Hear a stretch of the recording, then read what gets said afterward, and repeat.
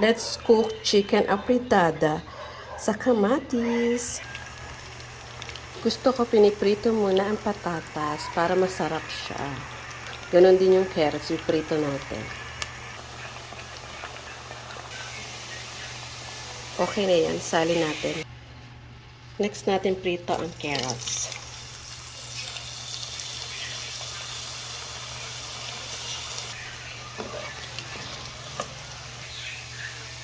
Okay na yan.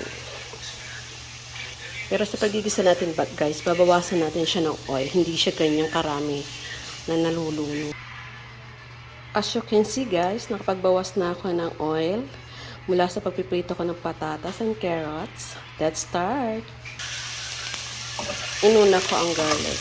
Let's saute garlic until golden brown. Then, next natin ang onion.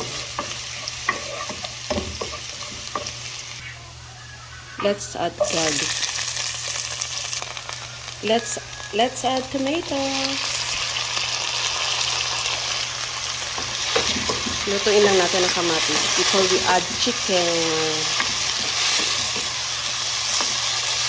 Kapag pwede na siya, sasahog natin ang chicken natin. Kapag luto na. At dahil medyo luto na ating kamatis, i-add na natin ang chicken. Let's add chicken.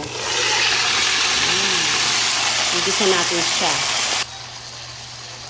Nakapag-add na ako ng chicken cubes, ngayon add tayo ng paminta para may lasa na siya.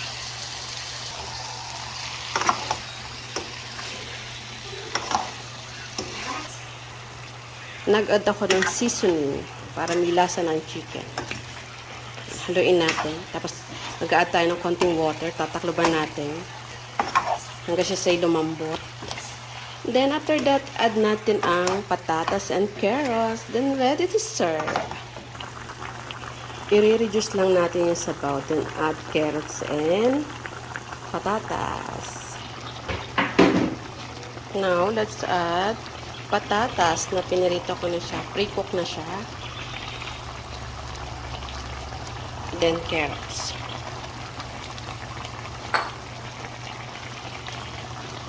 Haluin natin.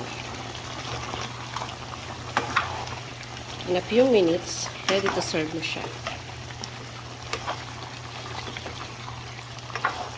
Ready na kumain.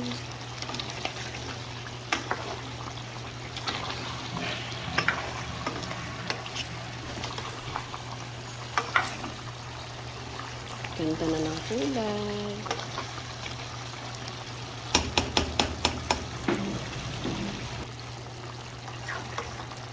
Luto na to. Lututan to. Masarap na to.